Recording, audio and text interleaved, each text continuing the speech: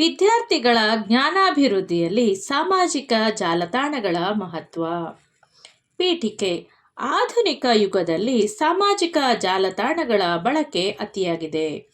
ಅದರ ಬಳಕೆಯಿಂದ ಉಪಯೋಗ ಮತ್ತು ದುರುಪಯೋಗಗಳು ಕೂಡ ಇವೆ.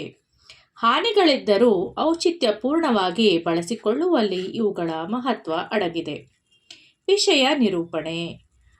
WhatsApp, Twitter, Facebook, Hike, Telegram, YouTube ಜಾಲತಾಣಗಳಿಂದ ತುಂಬ ಅನುಕೂಲವಿದೆ.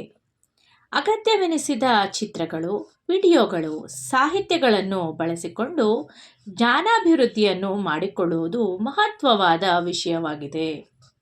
ಹೈಕ್ನಂತಹ ಸಾಮಾಜಿಕ ಜಾಲತಾಣವೊಂದು ಸಿರಿಗನ್ನಡ ನುಡಿ ಬಳಗ ಎಂಬ ಹೆಸರಿನಲ್ಲಿ ಗುಂಪು ರಚಿಸಿಕೊಂಡು ಕರ್ನಾಟಕದ ಸಾವಿರಾರು ಶಿಕ್ಷಕರನ್ನು ಒಗ್ಗೂಡಿಸಿ ಆ ಮೂಲಕ ವಿದ್ಯಾರ್ಥಿಗಳ ಜ್ಞಾನ ವಿಕಾಸಕ್ಕೆ ಕಾರಣವಾಗಿದೆ. ಶಾಲಾ ಕಾಲೇಜುಗಳ ವಿದ್ಯಾರ್ಥಿಗಳಿಗಾಗಿ ಜ್ಞಾನಪೂರಕ ಆ್ಯಪ್ಗಳು ಕೂಡ ಹುಟ್ಟಿಕೊಂಡಿವೆ.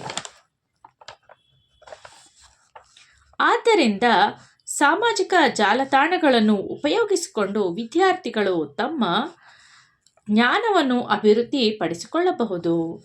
ಉಪಸಂಹಾರ. ಸಾಮಾಜಿಕ ಜಾಲತಾಣಗಳು ಸಾಕಷ್ಟು ಸಂದರ್ಭದಲ್ಲಿ ವಿದ್ಯಾರ್ಥಿಗಳಿಗೆ ಮಾರಕವಾಗಿದ್ದರೂ ಅವುಗಳಲ್ಲಿನ ಜ್ಞಾನ ವಿಷಯಕ ಅಂಶಗಳನ್ನು ಪಡೆದುಕೊಂಡರೆ ಜ್ಞಾನ ವಿಕಾಸವಾಗುವುದರಲ್ಲಿ ಸಂದೇಹವೇ ಇಲ್ಲ ಎಂದು ಹೇಳಬಹುದು.